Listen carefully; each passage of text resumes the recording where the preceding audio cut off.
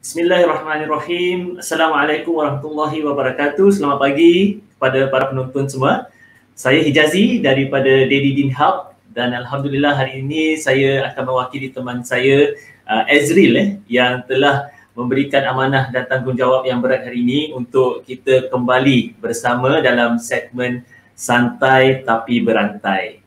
Allahumma salli salatan kamilatan wa sallim salaman tamman ala sayyidina Muhammadin. Alhamdulillah, terima kasih kerana masih bersama kami di sini di Daily Deen Hub, dan saya amat bergembira dan amat teruja hari ini kerana telah diberi peluang untuk moderate sesi pada pagi ini. Jadi insyaAllah pada anda semua yang menonton, semoga kita dapat meraih manfaat dan barakah ilmu yang akan dikongsi. Jadi hari ini kita mempunyai seorang tetamu yang amat istimewa dan amat saya hormati, dan seandainya anda menonton YouTube dan kaca TV selalu, anda mungkin amat mengenali beliau dan amat meminati beliau. Dan hari ini insyaAllah kami diberi peluang untuk dapat bersua di wadah Facebook Live. Jadi tak dapat jumpa orangnya, tak dapat tengok dekat TV, Alhamdulillah kita dapat bertemu di Facebook Live pun jadilah. Jadi bagi anda yang baru menonton live pada pagi ini dan bersama kami, saya amat berharap anda dapat share page ini, like post ini, share dengan seberapa ramai teman-teman anda di luar sana. Semoga mereka juga dapat meraih manfaat dan barakah ilmu yang akan dikongsi hari ini. Jadi semoga kita semua dapat mengambil amal dan pahala ilmu yang akan dikongsikan. Jadi tanpa saya membuang masa, sebelum itu juga bagi anda yang ingin menanyakan soalan atau ingin memberikan komentar, anda boleh letakkan di bawah untuk soalan-soalan anda. Kerana pada hari ini juga selepas tazkirah yang akan diberikan peluang juga untuk anda menanyakan pada sesi question dan answer. Jadi anda boleh ajukan soalan anda dan insyaAllah kami akan cuba menjawabnya pada akhir rancangan ini. Jadi tanpa membuang masa, saya ingin mempersilakan Al-Fadil Ustaz Datuk Badil Shah Alauddin dengan tajuk beliau, Lebaran Sikit Mereka. Assalamualaikum Datuk. Waalaikumsalam warahmatullahi wabarakatuh. Masya Allah, sigap betul Datuk hari ini tu. Tok, bagaimana dengan persiapan ni 10 akhir Ramadan dengan Lebaran ni? Sibuk tak? Biasa-biasa saja. Biasa-biasa saja Tok, kat sana di Malaysia, orang semua dah rasa gairah belum nak menyambut Lebaran ni? Sederhana saja kelihatannya. Sederhana. Alhamdulillah. Kita pun kat sini juga sama juga Tok, dah macam sederhana dan tak meriah sangat lah. Tapi insyaAllah Datuk boleh memberikan pencerahan bagaimana kita boleh menyambut Lebaran dengan adanya pandemik dan circuit breaker ni insyaAllah Tok. Datuk, silakan. InsyaAllah kami akan bertemu lagi. Silakan Tok. Baik, terima kasih. Assalamualaikum warahmatullahi wabarakatuh. Bismillahirrahmanirrahim.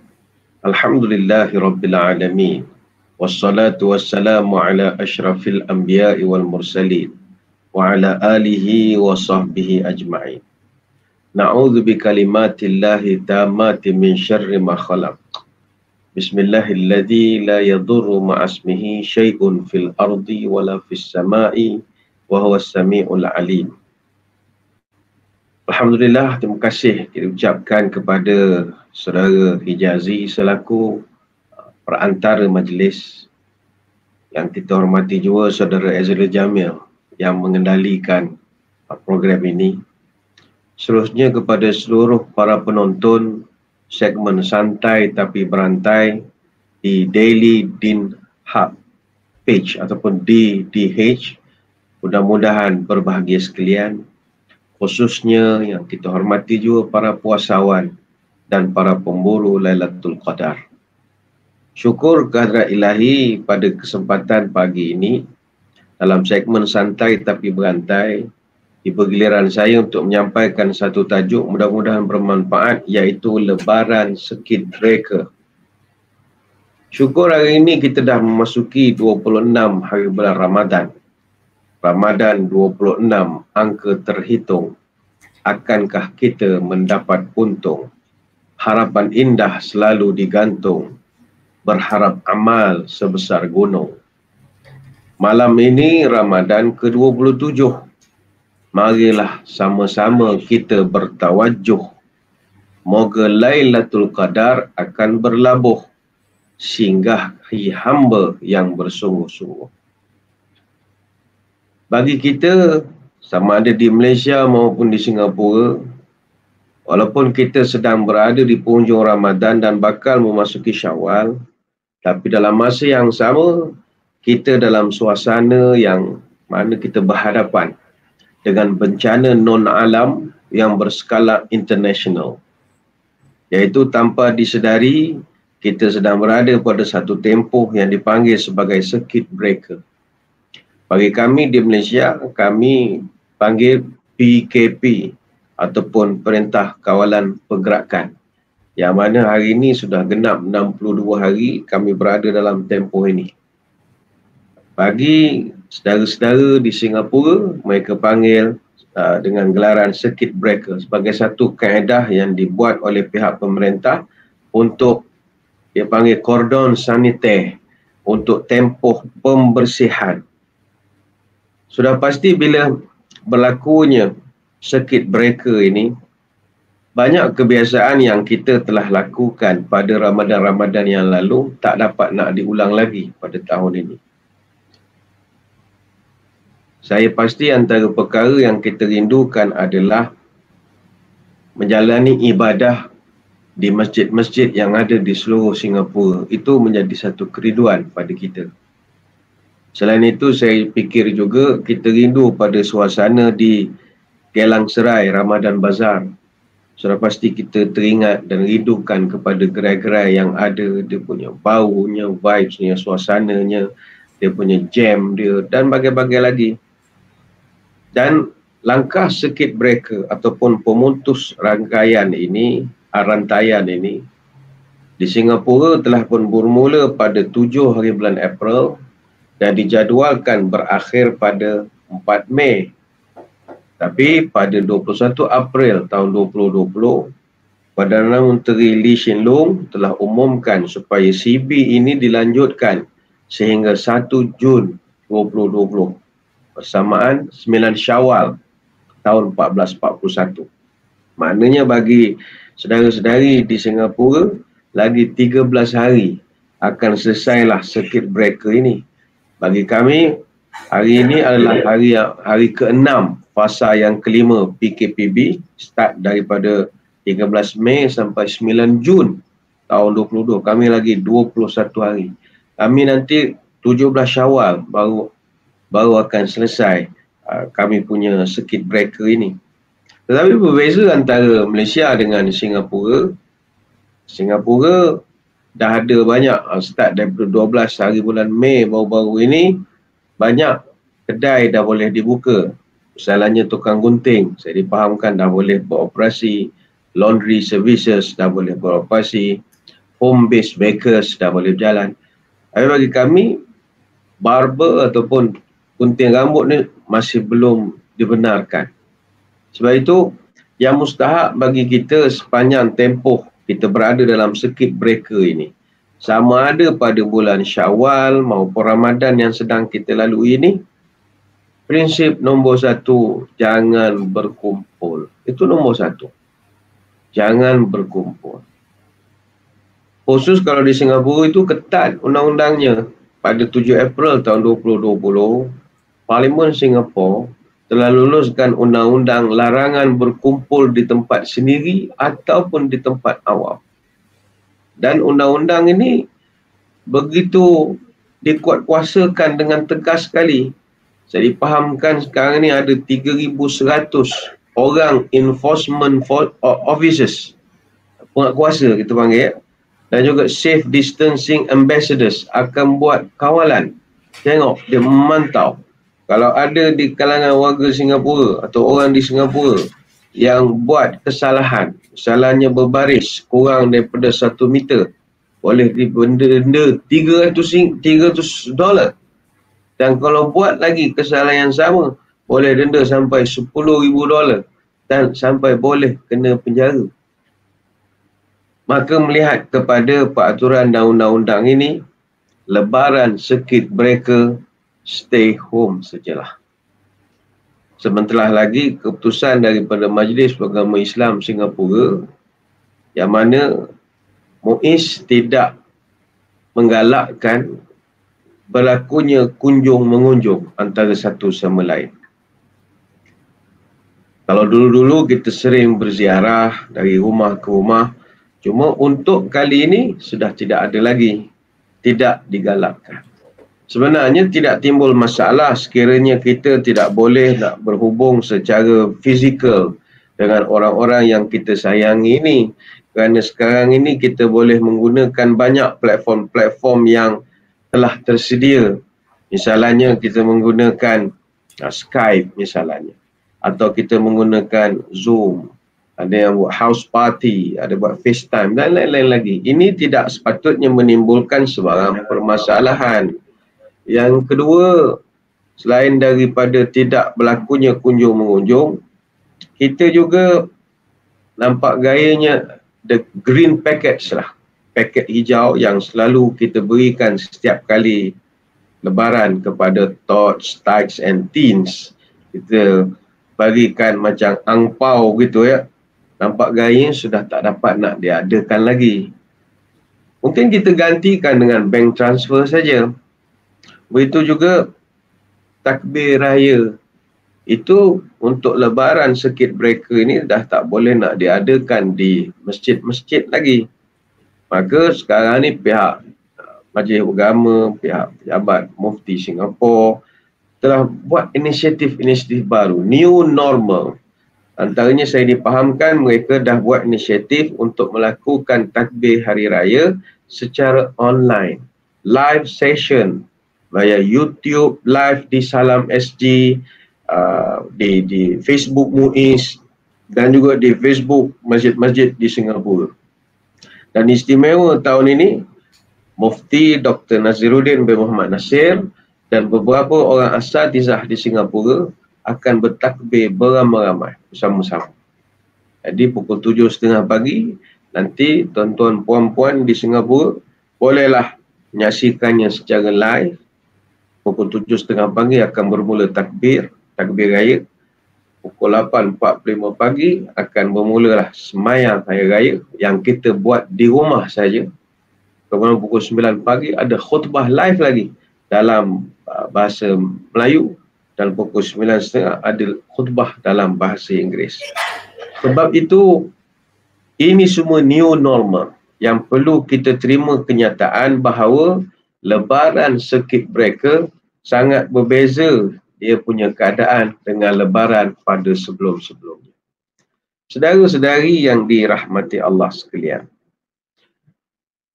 mari kita melihat kepada perbahasan ulama tentang apakah yang dimaksudkan tentang Syawal itu sendiri. Walaupun Syawal ini kita akan sambut dalam ber-CB atau circuit breaker, tetapi semangat Syawal itu masih tetap boleh kita teruskan.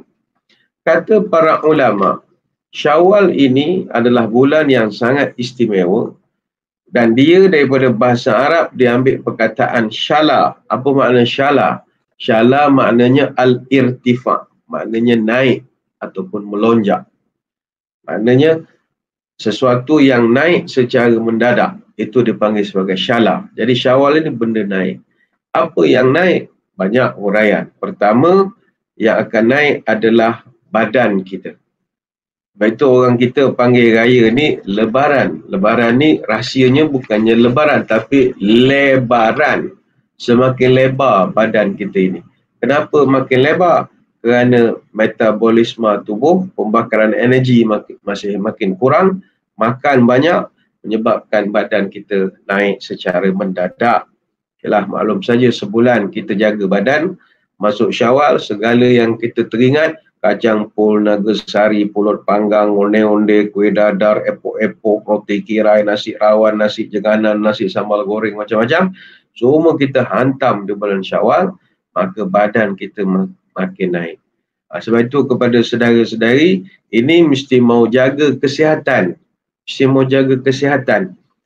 Kalau majlis hari raya, hari lebaran, makan mesti mau jaga. Hati-hati, lemang kalau kita makan satu potong saja, makan sekali dengan rendang ayam 2 ketul. Lemang sepotong dengan rendang ayam 2 ketul saja, itu 100 kalori. 100 kalori. Untuk nak bakar 100 kalori, kita ada 3 pilihan. Sama ada buat brisk walking, ataupun jogging, ataupun kayuh basikal. Untuk nak bakar 100 kalori, kalau brisk walking, kita kena jalan kaki, brisk walking ni 100 langkah seminit. 100 langkah seminit. Untuk nak bakar 100 kalori, kita kena brisk walking selama setengah jam. Bayangkanlah. Itu baru kita makan lemang sepotong, rendang ayam 2 ketul. Bayangkan kalau kita hentam lemang 1 batang betul. Iaitu bukan setengah jam kita kena lari ataupun kena brisk walking. Itu kalau dah sebatang, tuan-tuan kena jalan kaki dari Singapura, Tampines ke mana-mana, sampai Melaka lah, baru hilang dia punya kalori itu. Kita makan ketupat, 8 potongan kecil itu 80 kalori. Untuk nak bakar 80 kalori, brisk walking saja 20 minit. Dan senarai ini panjang lah, kuah kacang, rendang daging berapa, lontong berapa, sayur lodeh berapa. Hatta kuih raya yang kita mengunyah-mengunyah di rumah itu, Almond London misalnya, ataupun tak nenas misalnya, itu biji saja dah 50 kalori. Untuk nak bakar 50 kalori, brisk walking saja perlu 15 minit. Inilah punca badan seseorang itu boleh jadi naik secara mendadak pada bulan Syawal. Maka Syawal itu digelarkan syalah ataupun irtifa, naik secara mendadak. Kemudian kata para ulama, makna Syawal yang kedua adalah naik daripada segi iman dan juga ketakwaan. Apa sebab? Kerana sepanjang bulan Ramadan Al-Mubarak, kita telah mencanai, kita telah menguli, kita telah melenyek, kita telah masuk oven, dibuatkan elok-elok, kita naik taraf iman kita kerana latihan sepanjang bulan Ramadan Al-Mubarak. Sebab tu iman ini, kalau dia jaga elok-elok, dia buat elok-elok, baik-baik, dia akan jadi naik. Iman makin naik. Dia iman ni ada masa naik, ada masa turun. Ada masa naik, naiklah. Ada masa turun, turunlah. Dia jarang manusia imannya makin naik kecuali para Nabi. Dan tidaklah pula selalu menurun saja. Mesti dia ada masa dia naik juga. Sebab kita makhluk manusia ada titik jenuh. Walau jahat macam mana pun, satu peringkat kita akan rasa nak melakukan kebaikan. Artinya imannya ada naik turun. Tapi bagi orang yang memasuki Syawal, imannya itu sedang naik. Masa itulah seorang yang memasuki bulan Syawal, dia akan naik taraf jadi orang fitrah. Fitrah. Fitrah ini sebab itu hari Lebaran kita gelarkan Idul Fitri. Hari kita balik menjadi fitrah. Kita balik menjadi seperti kita di zaman mula-mula kita diciptakan. Apa makna fitrah? Baik, fitrah ini, kalau kita nak bagi fahaman mudah, kalau bagaikan handphone, itu kalau dalam handphone pada setting, kalau tuan-tuan tekan pada butang setting, dia ada satu dinamakan sebagai default setting ataupun default factory setting. Yang mana kalau kita tekan kepada default factory setting ini, telefon kita akan balik jadi fitrah balik. Dia akan balik jadi seperti mula-mula kita beli di kedai. Dia telefon ni, masa mula-mula kita beli, masa mula-mula dululah kita beli, bila kita dah bawa balik ke rumah, kita akan ubah custom supaya ikut selera kita. Pertama, ringtone, tak akan nak pakai ringtone yang standard. Kita tukar ikut kesukaan kita. Maka kita download lah lagu-lagu ringtone yang kita seronok mendengarnya. Kemudian ada pula WhatsApp group. Jadi ramailah orang mengantar maklumat macam-macam, gambar. Akhirnya lama kelamaan handphone kita ni jadi bingung. Kerana terlampau padat dan banyak dengan maklumat. Saiz file pula besar-besar. Itu jam kita punya telefon dia jadi pening. Kita tekan 1 jadi 3, tekan 6 jadi 8, dia dah pening. Kenapa dia pening? Dah lebih kapasiti dia. So kita akan bawa ke kedai untuk nak dibaiki. Kebiasaannya kedai, dia akan tanya, ada benda-benda penting mustahak atas di dalam ini telefon. Kata tak ada apa, kita dah keluarkan. Kata apa, kita mau format balik. Dia format itu, dia hanya buatkan default setting saja. Dia akan balik kepada setting yang mula-mula. Apa risikonya? Risikonya adalah segala bahan-bahan kita yang disimpan dalam telefon akan hilang.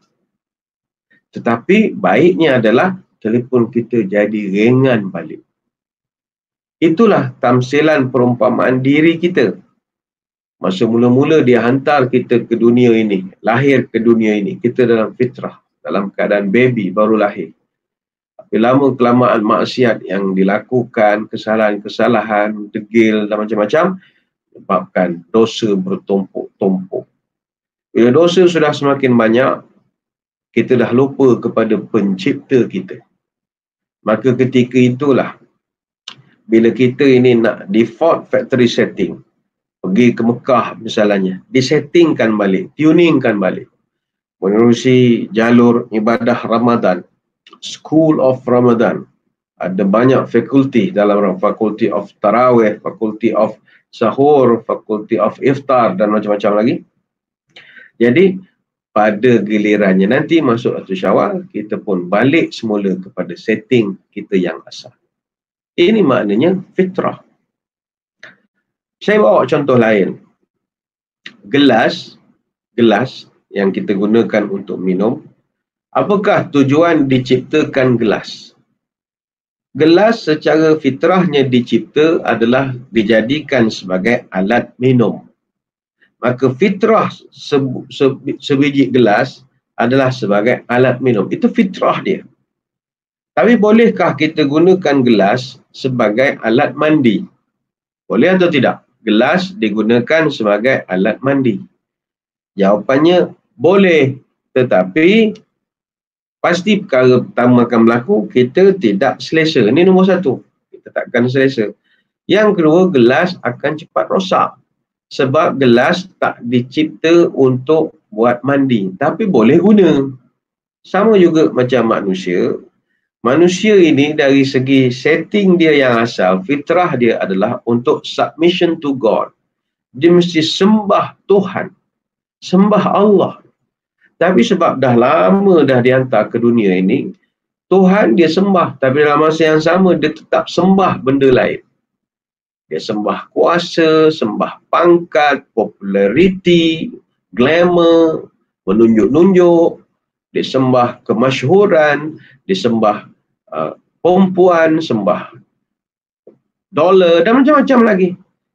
Maka kita sudah hilangkan kita punya fitrah. Lepas itu kita bersyukur kehadrat Allah Subhanahu Wa Taala, kita dapat memasuki kembali Syawal nanti, balik menjadi fitrah. Balik menjadi seperti mula-mula matlamat kita dijadikan, iaitu sembah Allah dan jangan ikut hawa nafsu. Minum kopi bercampur susu, kalau tawar ditambah gula. Jangan diturut hawa dan nafsu, lama kelamaan menjadi gila. Anak ayam ditimbang pukal, bawa ke pekan ke rumah setinggan. Kalau nafsu melebihi akal, umpama makan tak cukup sepinggan. Tanam bunga dalam pasu, bunga melati si bunga pandan. Jangan diturut hawa dan nafsu, kelak nanti binasa badan. Sebab itulah, hadirin hadirat sekalian, inilah tujuan utama kita memasuki Idul Fitri, iaitu kita nak meraihkan kembalinya kita kepada setting kita yang awal, iaitu fitrah. Namun sekali lagi, suasana circuit breaker ini pastilah tidak menjadikan lebaran kali ini sama seperti lebaran-lebaran kita yang lepas. namun sering saya ungkapkan di mana-mana, kebanyakan daripada ritual yang kita jalani di dalam hari Lebaran selama ini sebenarnya adalah bersifat adat semata-mata. Bersifat adat sahaja. Misalnya tradisi ziarah menziarahi, itu adat. Dari segi syaraknya tidak ada ketentuan mesti mau ziarah. Begitu juga mencium tangan ibu bapa pada pagi hari raya, itu adat. Ziarah kubur, adat. Kasih angpau, adat. Ketupat, adat. Main mercun, adat. Kebanyakannya bernuansa adat. Kita tidak kata salah, tidak. Tetapi apa yang perlu dikesalkan, andai kata yang hilang hanyalah adatnya. Yang paling mustahak adalah Syawal itu kita raikan dari segi pengertiannya, dari segi falsafahnya. Sebab itu, beberapa perkara yang perlu kita ambil perhatian apabila memasuki Syawal nanti adalah, ini khusus dalam suasana circuit breaker ni lah. Pertama, jangan buat beberapa kesilapan. Jangan buat beberapa kesalahan. Khususnya semasa suasana CB ni. Pertama sekali, jangan buat silap dari segi flouting safe distancing rules ini. Ataupun kita buat private social gathering. So, itu jangan dibuatlah. Jangan dibuat. Sebab boleh nanti kena denda sampai masuk penjara. Tak seronok lah. Tak seronok. Yang kedua, jangan sampai kita ni nanti bermegah-megah dengan perhiasan raya. Sebab ada di kalangan saudara-saudara kita, jiran tetangga kita, kerana circuit breaker ini, mereka ada yang terputus mata pencarian, tak dapat nak berniaga seperti dulu-dulu misalnya. Jadi pendapatan kurang, menyebabkan mereka tak dapat nak buat persiapan yang baik pada hari raya. Tapi kita ni, wah, mentang-mentang rezeki ada, pandai pula beli online, beli pula dengan mendapatkan produk-produk di Daily Din Hub, hijab collectionnya, instant hijab, macam-macam lagi lah produk-produk online. Orang pandai, jadi pakaian pun cantik-cantik, lalu kita pun bermegah-megah, itu tidak boleh. Pakaian cantik tak salah, yang salah adalah bermegah ataupun sombong. Mesti pakai cantik, ini kena ingat ya, hari raya mesti pakai cantik. Cantik tak mesti baru. Tapi cantik ni maknanya bersih, lain daripada kebiasaan. Jangan pakai t-shirt pagoda saja hari Syawal. Mesti mau cantik lah. Sebab kata Hasan bin Ali radhiyallahu anhu, Nabi menyebut, Nabi pernah perintahkan kepada kami. Amarana Rasulullah sallallahu alaihi wasallam fil aidaini an nalbisa ajwada ma najidu. Kata Hasan bin Ali, kami pernah diperintahkan oleh Nabi SAW supaya pada 2 hari raya, iaitu hari raya puasa dan hari raya haji, mestilah pakai annal bisa ajwad ma najib. Mesti pakai pakaian yang terbaik yang kami miliki. Jadi pakai mesti yang terbaik, tetapi jangan sombong. Itu saja. Ini kesilapan yang mungkin kita boleh terlakukan semasa Syawal nanti. Dia pakai cantik sekali lagi tidak salah. Yang salah adalah sombong. Pernah kata dalam satu hadis, kata Uqbah bin Amir radhiyallahu anhu, Nabi pernah bercerita, ma min rajulin yamutu hina yamutu wa fi qalbihi mithqalu habbatin min khardal min kibarin tahillu lahul jannah an yariha rihaha wa la yaraha. Kata Nabi, siapa yang meninggal atau mati dalam keadaan hatinya ada satu titik saja, kecil saja sifat sombong, maka orang ini tak boleh masuk surga, kata Nabi. Mendengar perkara ini, ada satu orang sahabat nama Abu Raihanah radhiyallahu anhu. Abu Raihanah ni orang handsome, dia suka berpakaian yang cantik-cantik, dia ni orang smart lah, orang smart.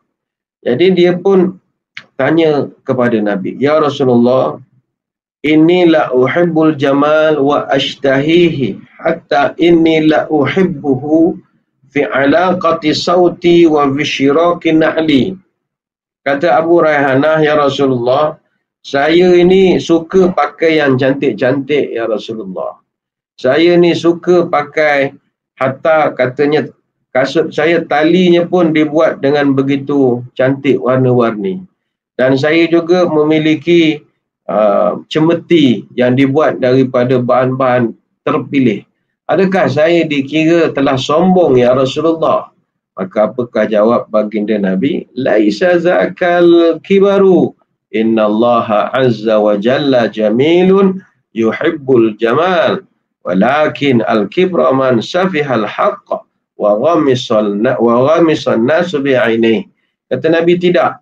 Yang dimaksudkan sebagai sombong adalah, kata Nabi tidak. Memakai pakaian cantik itu tidak salah. Kerana Allah itu cantik dan Allah suka kepada kecantikan. Allah itu indah, Allah suka kepada keindahan. Yang aku maksudkan sebagai orang sombong adalah orang yang menolak kebenaran. Maknanya dia tu berada di jalan yang salah.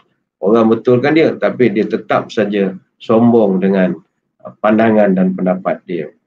Jadi itu yang kedua. Jangan bermegah-megah dengan kelebihan pakaian kita yang cantik berbanding dengan orang lain.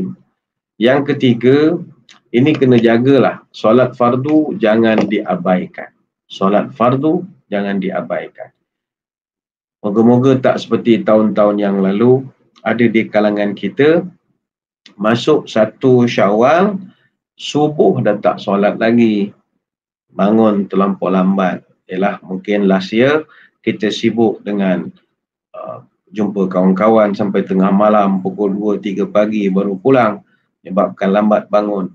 Untuk tahun ini dah tidak ada alasan lagi nak tidur terlalu lewat di waktu malam. Jadi tidurlah, nanti pagi esok solat subuh berjemaah. Bangun, breakfast dulu, warna nanti pukul 7.30 kita ada takbir hari raya. Jadikan ni satu amalan baru, new normal lah untuk kita pada kali ini.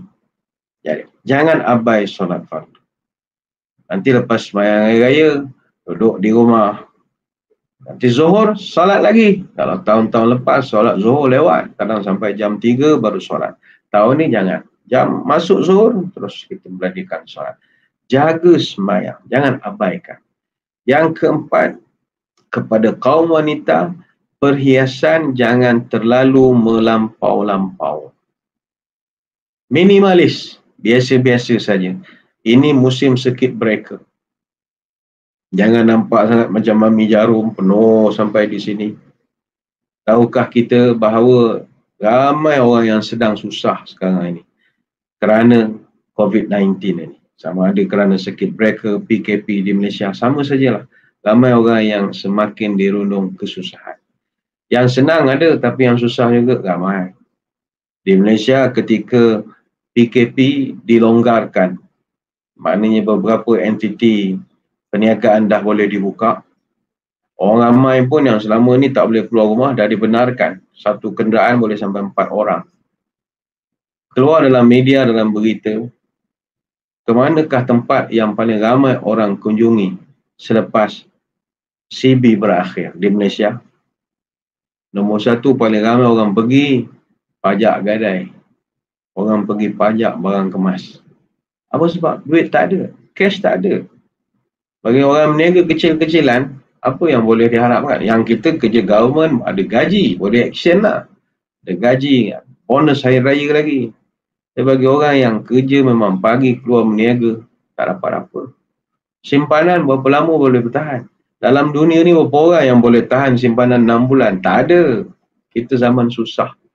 Jadi dengan kita perhiasan yang terlalu melampau-lampau, terlampau glamour sangat, nanti akan nampak sangat perbezaan status antara kita dengan orang lain. Jadi bersederhana sajalah. Kemudian yang kelima, kesilapan yang selalu berlaku di bulan Syawal, dan kita jangan ulang lagi untuk Ramadan atau Syawal pada tempoh CB ini, adalah jangan makan berlebih-lebihan. Makan itu biasa-biasa saja. Saya fikir tak ramai orang yang akan makan berlebihan, sebab nak mendapatkan makanan tidak semudah dulu. Tak apalah, apa yang ada sajalah, bersyukur pada Allah. Dan yang keenam, berusahalah ketika Syawal, ketika CB ni, untuk kita berpuasa 6. Puasa Syawal. Yang mana puasa ini saya fikir ada di kalangan kita tak pernah buat pun sebelum ini. Yalah, saya tak pasti di Singapura bagaimana. Kalau di Malaysia ramai orang tak dapat nak berpuasa 6, kita panggil puasa 6, puasa Syawal ini, sebab di Malaysia sambutan rayanya 1 bulan juga. Puasa 1 bulan, hari raya pun 1 bulan juga. Jadi bila sebulan berhari raya, maknanya tiap-tiap hari akan ada orang buat open house, ada buat makan. Di office ada buat, kalau dengan menteri pun ada buat, di pejabat-pejabat kerajaan, di syarikat-syarikat pun ada buat open house. Kadang kawasan estate perumahan, sesama mereka pun ada dia buat macam open house. Jadi tiap-tiap hari ada makan. Bila tiap-tiap hari ada makan, kita serba salah. Kita nak puasa 6. Nanti tak pergi, dianggap sombong. Kalau tak makan, dianggap tak sudi. Kita pula puasa sunat. Serba salah. Jadi ramai orang ambil keputusan tidak berpuasa pada bulan Syawal. Tahun ini Tuhan nak kasih kita peluang. Kita tak ada apa-apa komitmen. Mari kita berpuasa. Saya ingat Ramadan, Syawal yang kedua, puasa raya kedua tu dah boleh berpuasa lah. Sebab tak ada apa-apa kita nak pergi pun. Macam kami di Malaysia, kita ada kelonggaran untuk menyambut Lebaran. Di Malaysia tahun ini dia agak unik sikit. Kerana walaupun kita dalam suasana sedang circuit breaker, tapi pihak pemerintah ada mengeluarkan guidelines macam mana kita nak sambut perayaan. Antaranya pertama, kita dibenarkan berhari raya tetapi tak boleh cross border antara states. Contohnya orang Johor nak pergi Melaka, itu tak boleh. Tapi within Johor, itu tak ada masalah. Daripada Kulai nak pergi ke Johor Bahru misalnya. Johor Bahru pergi Kota Tinggi, itu tak ada masalah. Yang kedua, kami tak dibenarkan buat rumah terbuka, open house. Besar-besaran, pasang kanopi, panggil orang, ada karaoke, DJ, itu tak dibenarkan. Dan yang ketiga, ada panduan supaya tidak ada sentuhan ataupun tidak dibenarkan bersalaman. Dan bagi ketua-ketua keluarga, khususnya di Malaysia, pihak pemerintah ada mengeluarkan beberapa garis panduan. Saya ingat ni di Singapura pun boleh ambil jugalah pengalaman ini. Pertama, kalau tetamu, kami mesti pastikan tetamu yang berkumpul tidak melebihi 20 orang. Ini mungkin dalam suasana Malaysia sesuai. Bagi kita yang duduk di rumah yang sedikit kecil, itu 20 terlampau ramai. Itu jangankan COVID-19, taun pun boleh kena, taun, denggi, macam-macam penyakit boleh kena, jerawat pun boleh jangkit sebab rumah tak besar. Tapi kalau rumah besar sekalipun, dia hadkan macam rumah di kampung-kampung kan besar, tapi tak boleh lebih 20 orang satu hari. Kalau lebih, boleh diambil tindakan. Dan kita disuruh supaya mengadakan social distancing, penjarakan sosial, antara satu gas dengan satu gas itu mesti 1 meter. Artinya rumah, kerusi sekarang dah macam dekat klinik, macam dekat, dah ada kena masking tape semua, dah macam-macam. Kemudian ada arahan supaya pemakaian pelitup muka ataupun face mask mesti dipakai. Dan amalan mencuci tangan, menggunakan hand sanitizer. Bahkan diminta setiap rumah mengadakan hand sanitizer ini kepada para tetamu. Dan kami diminta untuk memendekkan waktu pertemuan dengan orang yang ziarah ini 60 minit saja, jangan lebih. Jadi nak kena pakai stopwatch lagi. Jadi ada yang menyuruh pula untuk kita mengadakan sanitasi ataupun kuman secara berkala terhadap meja makan ataupun surface, permukaan-permukaan yang terdedah dengan banyak sentuhan. Ialah ini semua peraturan yang ditetapkan oleh pemerintah di Malaysia. Ada orang yang ketawa, ada orang yang marah, ada orang yang macam-macam lah. Tapi saya ingat beginilah, kita kena buat pertimbangan. Walaupun ada kebenaran untuk berhari raya, tetapi ayo buat pertimbangan. Rumah yang kita nak kunjungi itu ada tak di dalamnya warga emas, senior citizen, orang-orang tua kita? Ada tak di dalam rumah itu anak-anak syurga, anak-anak yang sedang sakit, ataupun anak-anak yang kurang upaya, kelainan upaya? Adakah dalam rumah yang kita nak kunjungi itu tuan rumahnya ataupun orang yang rapat dengan dia sedang mengalami sakit-sakit kronik, sakit jantung, darah tinggi, kencing manis, atau mungkin pesakit-pesakit kanser atau pesakit buah pinggang? Ini semua golongan yang berisiko tinggi ataupun vulnerable dengan penyakit-penyakit. Sebab itu kita tak nak orang-orang yang vulnerable dengan penyakit ini, gara-gara saking kita yang datang ke rumah mereka, bawa pula penyakit daripada luar, akhirnya mereka yang selama ini baik-baik duduk di rumah, tak pernah keluar, tempoh CV tak pernah keluar, duduk di rumah saja, tiba-tiba kita datang berhari raya, bawa penyakit yang tak datang daripada mana kita pun tak tahu. Jadi ini perkara yang kita khawatiri akan terjadi di kalangan masyarakat. Sebab itu di Malaysia walaupun dibenarkan raya, tapi raya pertama saja. Raya kedua tak dibenarkan. Jadi saya sering sebut di mana-mana, dah kalau raya kedua tak boleh keluar, puasa sajalah. Itu kan peluang Tuhan nak beri kepada kita. Jadi jangan lupa berpuasa 6 pada tahun ini. Lepas itu ada orang tanya, Ustaz, macam mana kita nak tahu seseorang itu dia punya puasanya atau ibadahnya telah diterima oleh Allah? Mudah saja. Ada satu kaedah. Min sawabil hasanati al-hasanatu ba'daha. Wa min jaza'is sayyi'ati as-sayyi'atu ba'daha. Di antara tanda kebaikan kita diterima adalah kebaikan yang kita buat akan melahirkan kebaikan yang kedua. Maksudnya begini, kita sepanjang Ramadan kita berpuasa dan itu satu kebaikan. Tanda puasa itu diterima adalah puasa itu akan melahirkan pula puasa yang kedua.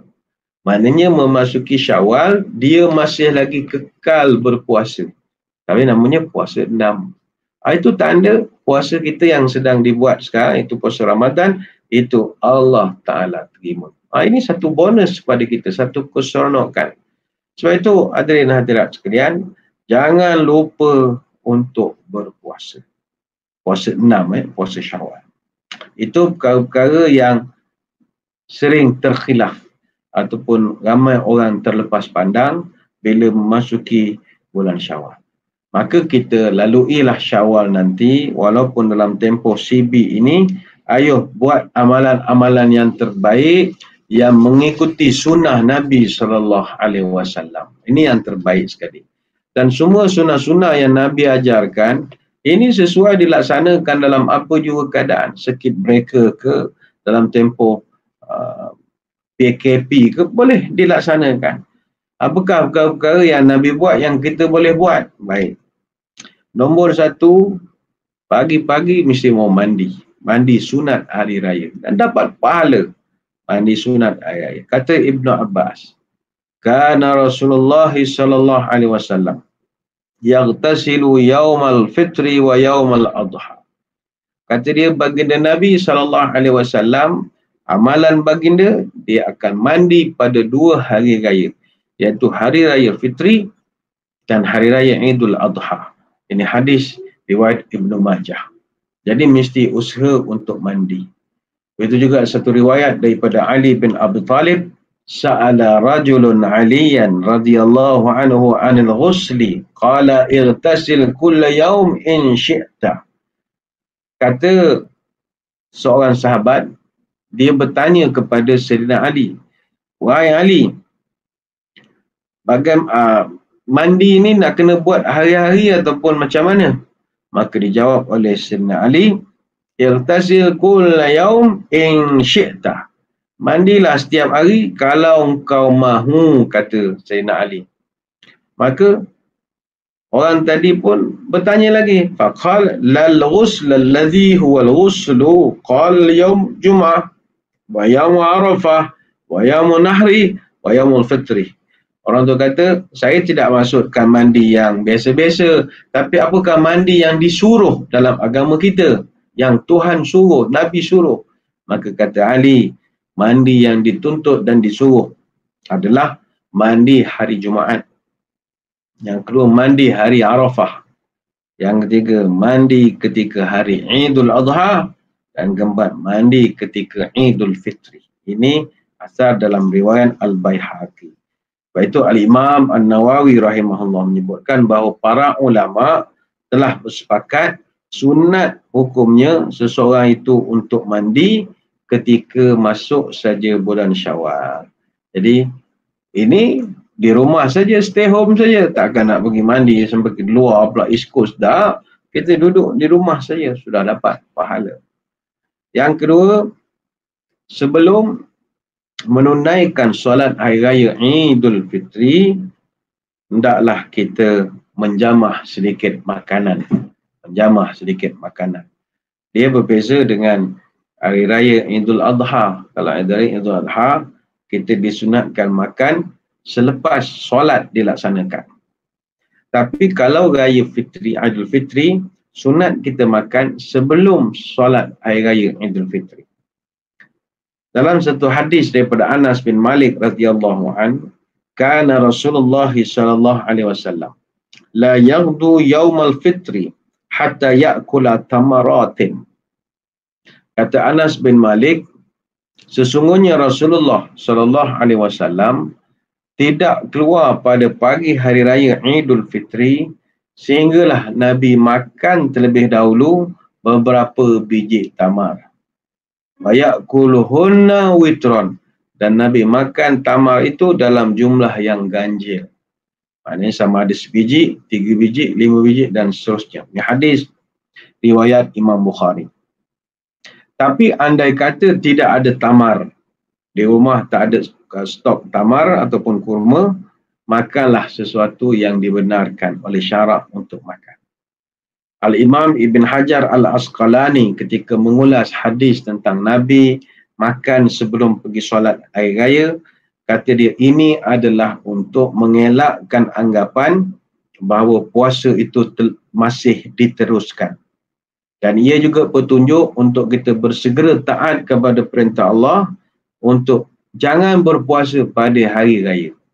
Jadi itu tujuannya lah. Maklum saja kita dah sebulan, dah biasa pagi-pagi tak makan. Macam sekarang, kita lepas sahur tadi, kita mana ada makan sampai sekarang dah pukul hampir 10 lebih. Jadi, nanti kebiasaan ni, kita tanpa sedar, dia jadi macam muscle memory nanti. Jadi ketika masuk hari raya, kita dah tak pandai nak makan pagi. Sebab dah biasa 1 bulan.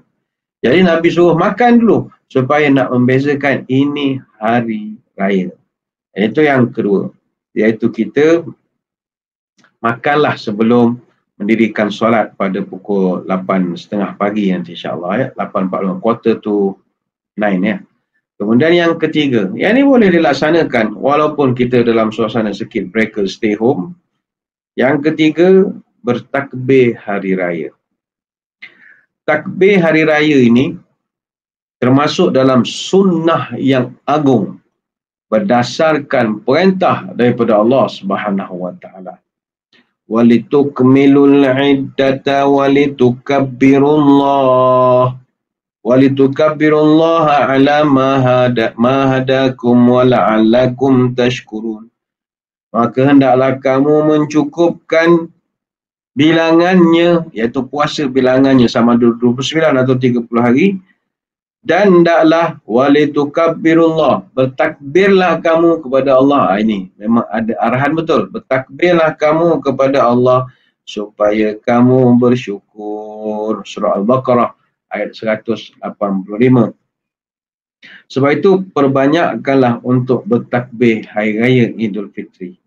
Yang ini tak perlu tunggu 7.30 pagi 1 Syawal untuk bertakbir bersama Mufti Singapura. Tak perlu. Kita boleh bermula pada malam hari raya itu lagi. Iaitu selepas tenggelamnya matahari matahari hari terakhir Ramadan. Sebagai contoh, katakanlah kita raya hari Ahad.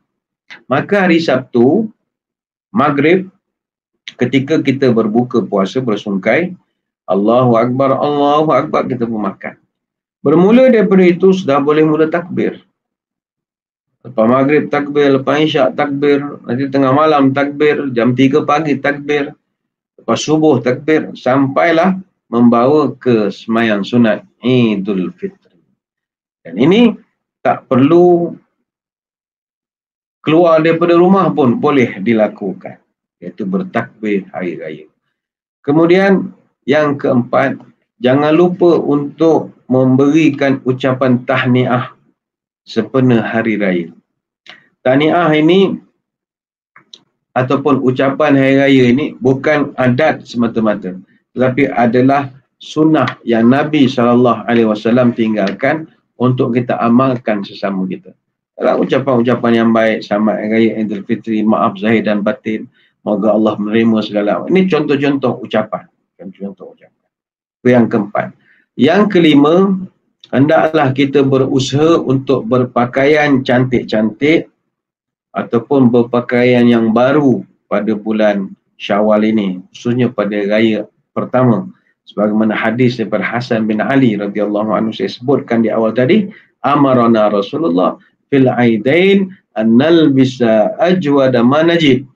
Nabi memerintahkan kami pakai pakaian terbaik yang kami miliki masa dua hari raya, itu Idul Fitri dengan Idul Adha. Itu yang kelima. Yang keenam, hendaklah kita melaksanakan solat hari raya. Tentang solat hari raya ini, solat sunat ini, saya ingat Majlis Agama Singapura dan banyak masjid-masjid menerusi page masing-masing telah pun memberi ilmu kepada kita bagaimana nak melaksanakan solat hari raya ini. Jangan susah hatilah, khutbah boleh dengar online, semayang mesti mau semayang. Adalah diberikan panduan, 7 takbir, kemudian 5 takbir, apa surah nak baca.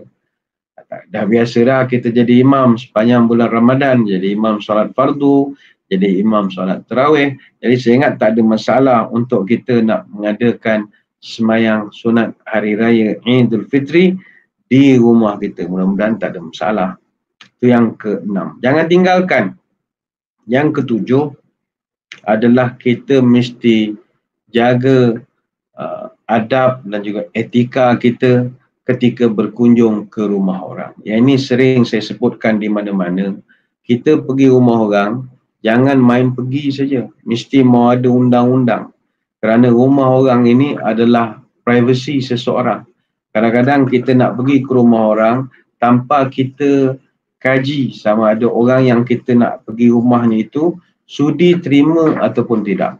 Sebab itu di dalam Islam, seorang yang nak pergi ke rumah seseorang ataupun nak memasuki rumah seseorang, dia mesti minta izin kepada tuan rumah. Dia tak boleh main masuk saja atau buat surprise. Tak boleh. Dia mesti maklumkan dan mesti minta kebenaran. Dalam Quran, surah An-Nur ayat 27, Allah Ta'ala mengajarkan, Ya ayyuhalladzina amanu la tadkhulu buyutan ghaira buyutikum hatta tasta'nisu wa tusallimu ala ahliha. Dzalikum khairul lakum la'allakum tadhakkarun. Hei orang beriman, jangan kamu masuk ke rumah yang bukan rumah kamu sebelum kamu minta izin. Tasta'nisu. Mesti minta izin dulu. Artinya sebelum pergi, call dulu lah. Ataupun teks. Boleh pergi ataupun tidak. Mungkin orang tu sedang buat circuit breaker. Dia warga emas. Jadi warga perintis. Jadi mereka tak keluar rumah. Dia tak sudi pun terima tetamu. Jadi kita tanya dulu lah. Sudi ataupun tidak. Dan Nabi mengajarkan al-istizanu salah satu. Minta izin tu mesti 3 kali. Tak boleh 1 kali saja. Fa'in uzina laka wa illa farji'. Kalau dia izinkan, masuklah. Tapi kalau dia tak izinkan, sila balik. Sebab itu nanti kalau pergi rumah orang, kalau bagi salam, dia sekadar jawab salam, itu bukan tanda boleh masuk. Sampai kata ulama, kalau tuan rumah setakat menjawab salam, belum boleh masuk lagi.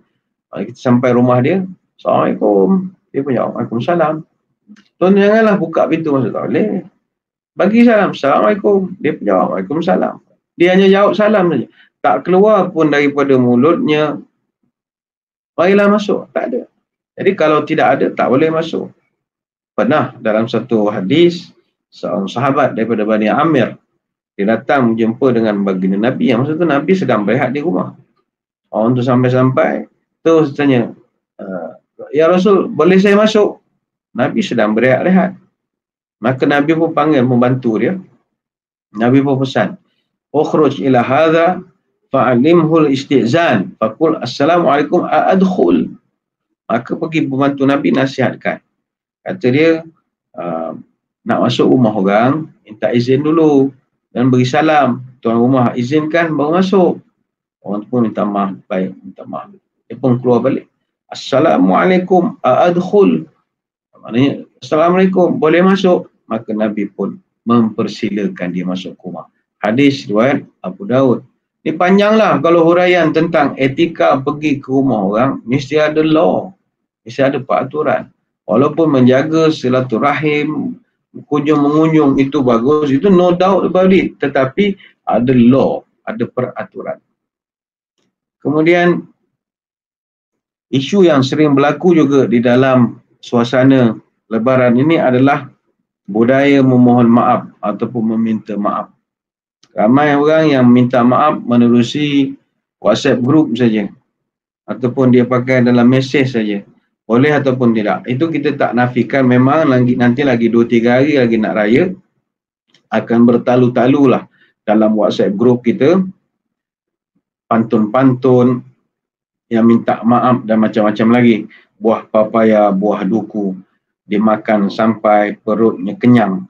Maafkanlah segala salah silapku. Jom berhari raya dengan tenang.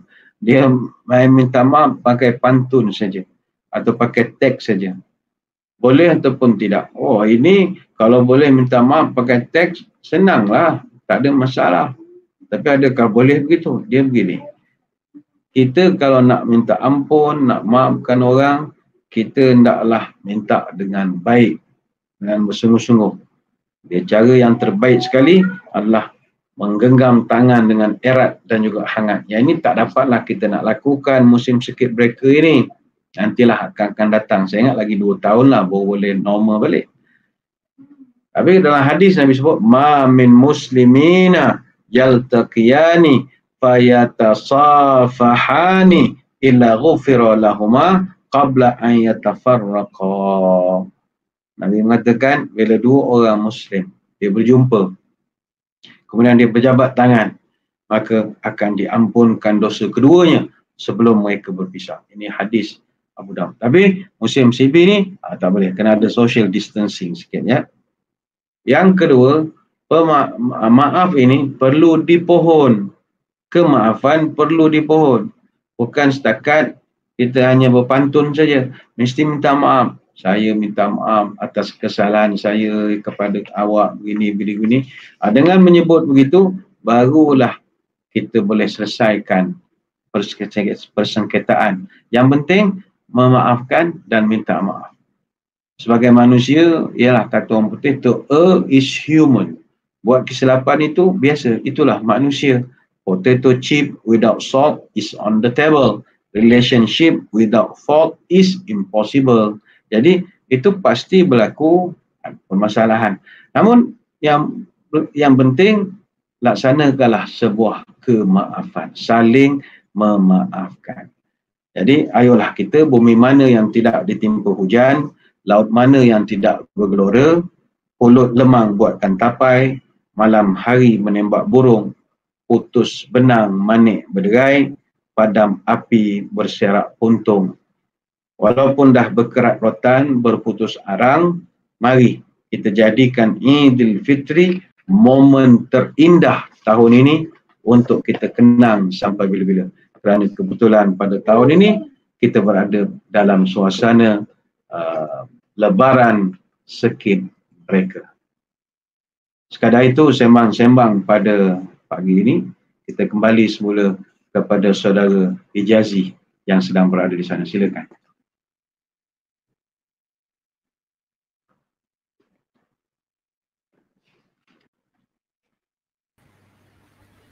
Alhamdulillah. Ustaz, terima kasih banyak-banyak. Ya Allah, banyaknya ilmu yang kami dapat raih pada pagi ni. Ni bukan santai Ustaz, ni full fledged ni. Bagus sangat. Okey, kita ada satu soalan Ustaz nak tanyakan sebelum tu. Jadi soalannya ialah bagaimana seseorang itu dapat motivate diri dia seandainya dalam suasana bagi ada circuit breaker, ada limitation, mungkin ada yang rasa kekurangan daripada segi ibadah puasanya ataupun sambutan Idul Fitri dan sebagainya. Jadi moving forward, bagaimana nak motivasikan diri untuk lebih baik Ustaz? Baik. Terima kasih. Seperti yang kita telah pun nyatakan, majoriti ritual bulan Syawal yang kita selalu buat adalah berteraskan adat semata-mata. Sebagai contoh, balik kampung atau mudik lebaran ataupun ziarah kubur, cium tangan ibu bapa, duit raya, kunjung mengunjung, juadah lebaran, you name it. Ini semua hanyalah adat semata-mata, tradisi yang kalau tak buat pun tak jadi masalah. Tanyakan kepada saudara-saudara kita yang pernah duduk overseas, pergi belajar, masa kerja dan macam-macam, ada ke semua-semua ini? Mudik lebaran, ziarah kubur, yang duduk di UK tiap-tiap raya, pergi London lah, mana ada? Kita duduk, Bicester duduk lah, mana kita duduk, situlah kita duduk. Cium tangan ibu bapa, memang tak ada lah, kita duduk luar negara. Adakah 3-4 tahun tak cium tangan ibu bapa memberi kesan pada Syawal kita? Tidak. Kan itu hanyalah adat.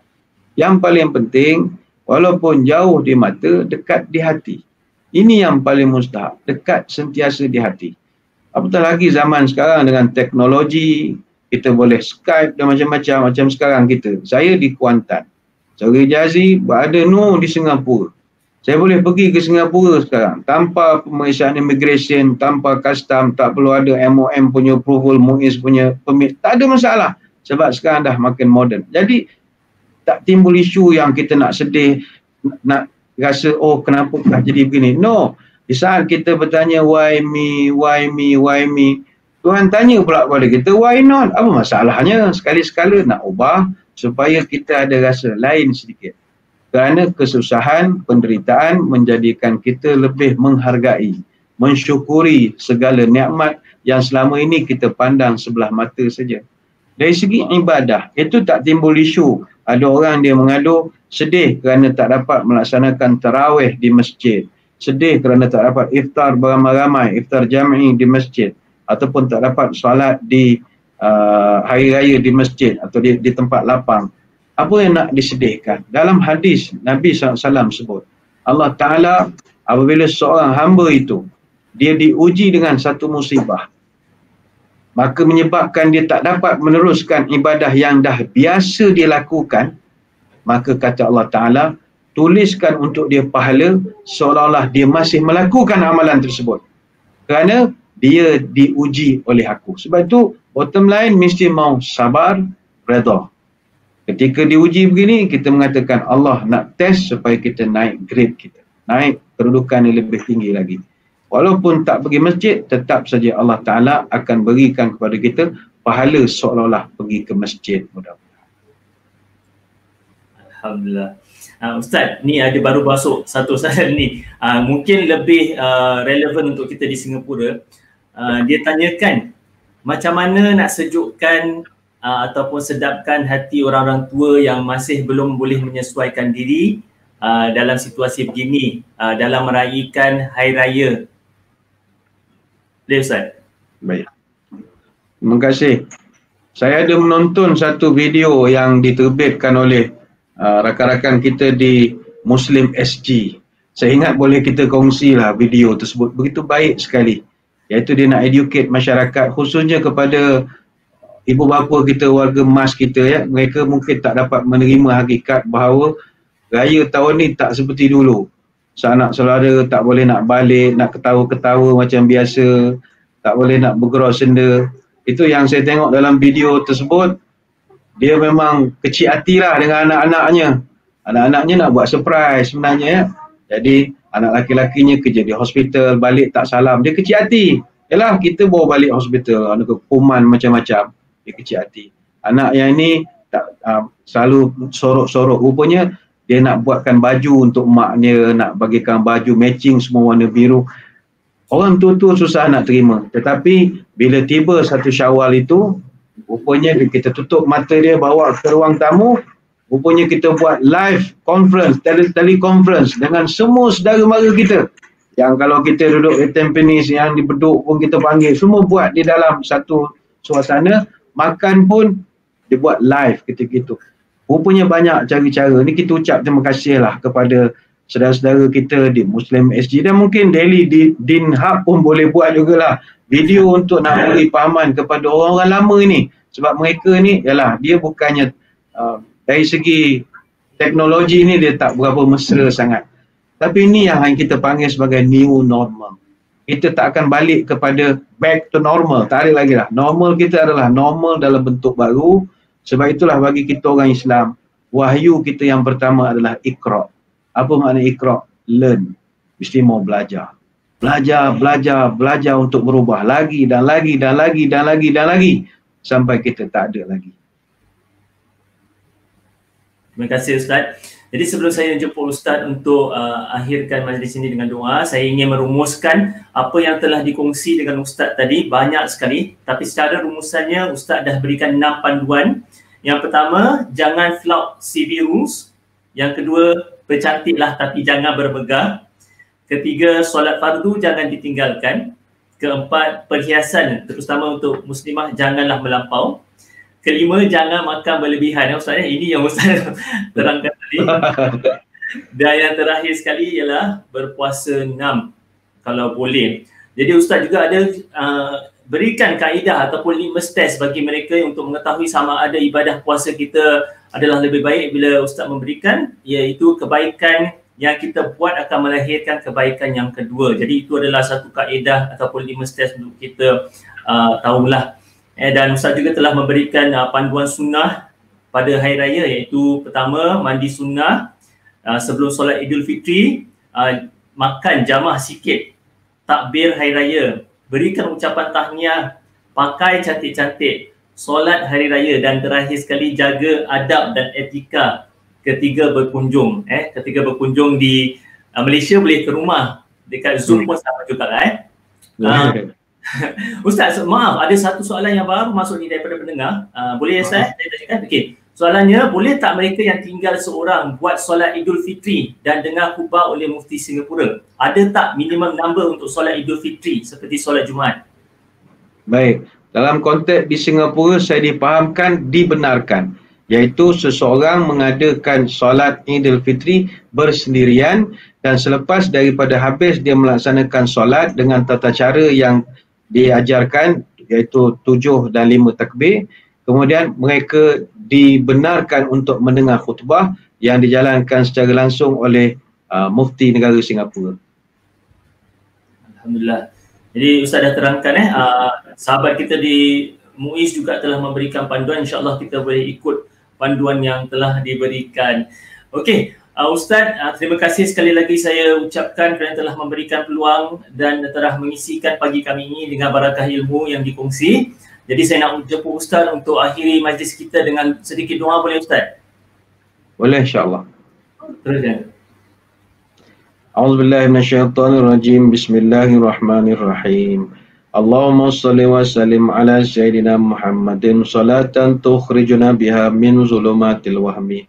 Allahumma tawil umurana wa sahih ajsadana wa nawwir qulubana wa thabbit imanana wa ahsin a'malana wa wasi' arzaqana wa ilal khairi qarribna wa 'anil syarri ab'idna wa qdi hawaijana fid dini wad dunya wal akhirah innaka 'ala kulli syai'in qadir. Ya Allah, panjangkanlah umur kami, sihatkanlah tubuh badan kami, terangkanlah hati kami, tetapkanlah iman kami, elokkanlah amalan kami, luaskanlah rezeki kami, dekatkanlah kami dengan kebaikan, jauhkanlah kami dari kejahatan, kabulkanlah segala keperluan kami, sama ada dalam urusan agama, dunia dan juga akhirat. Wassallallahu ala sayyidina Muhammadin wa ala alihi wa sahbihi baraka wassalam. Alhamdulillah rabbil alamin. Selamat mendulang pahala Ramadan di rumah masing-masing. Stay home, stay safe. Ramadan Karim untuk semua. kurangkan juadah, tingkatkan ibadah. Wabillahi taufiq wal hidayah. Wassalamualaikum warahmatullahi wabarakatuh. Wallahu a'lam. Waalaikumsalam warahmatullahi wabarakatuh. Alhamdulillah, sekali lagi kami ingin mengucapkan bagi pihak Daily Deen Hub dan teman saya Ezril ingin mengucapkan terima kasih setinggi-tinggi penghargaan buat Ustaz Datuk Fadli Shah kerana telah sudi menjayakan episod kami kali ini. Bagi sesiapa yang terlepas episod yang lepas, bolehlah lungsuri YouTube Ezril Jamil Official dan jangan lupa like dan subscribe YouTube page dan juga page Daily Deen Hub. Semoga ilmu yang telah kami raih dan telah kami dapatkan pada pagi ini menjadi amal jariah untuk Ustaz, dan bagi kami dapat meraih manfaatnya dan kami dapat praktikkan insya-Allah.